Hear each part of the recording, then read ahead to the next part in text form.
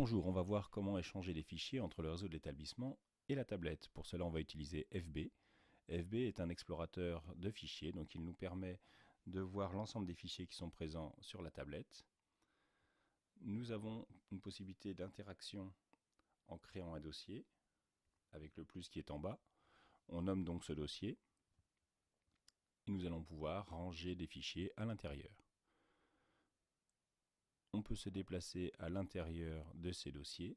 Nous allons pouvoir aussi coller le presse-papier, très pratique pour pouvoir faire du copier-coller, importer des fichiers, capturer directement des photos ou des vidéos et les ranger à l'endroit où l'on désire.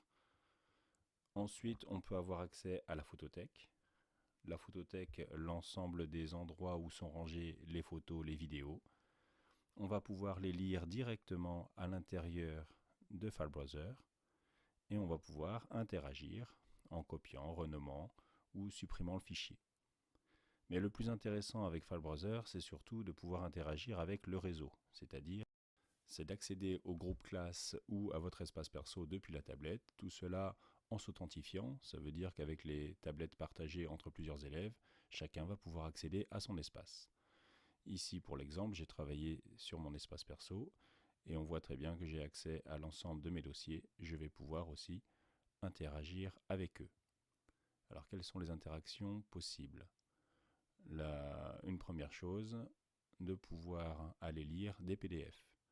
Très précieux, mais relativement commun, puisque c'est une simple consultation de PDF.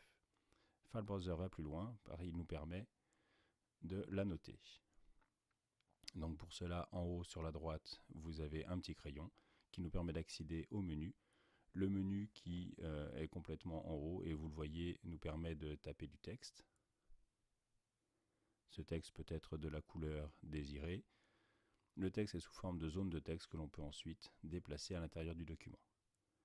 Nous pourrons bien sûr choisir la couleur, la taille du texte, le format, etc.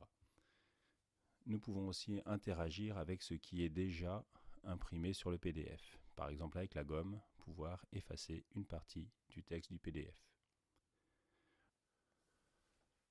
Le surligneur nous permet, comme son nom l'indique, en sélectionnant la couleur, de surligner une partie du texte du document.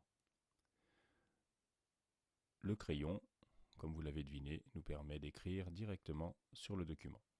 Une fois que l'ensemble des modifications sont faites, nous pouvons cliquer sur le bouton Terminer et le document PDF est annoté, ça veut dire que les modifications sont enregistrées.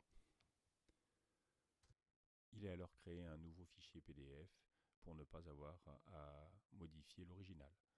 Voilà, les navigations se fait à l'intérieur de l'ensemble des dossiers. Autre point positif de FileBrowser, c'est de pouvoir exporter des dossiers complets provenant de logiciels utilisés sur la tablette.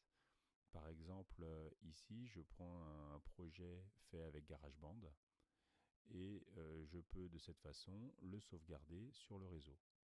Je vais pouvoir ensuite les réouvrir en sélectionnant GarageBand. Je vois que le projet est à nouveau téléchargé.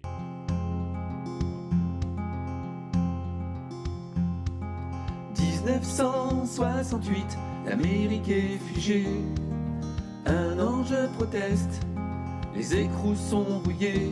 Les échanges de fichiers entre le réseau et la tablette avec GarageBand peuvent être faits aussi avec Page et avec n'importe quel autre type de fichier. Voilà pour la découverte de FileBrowser. À vous maintenant.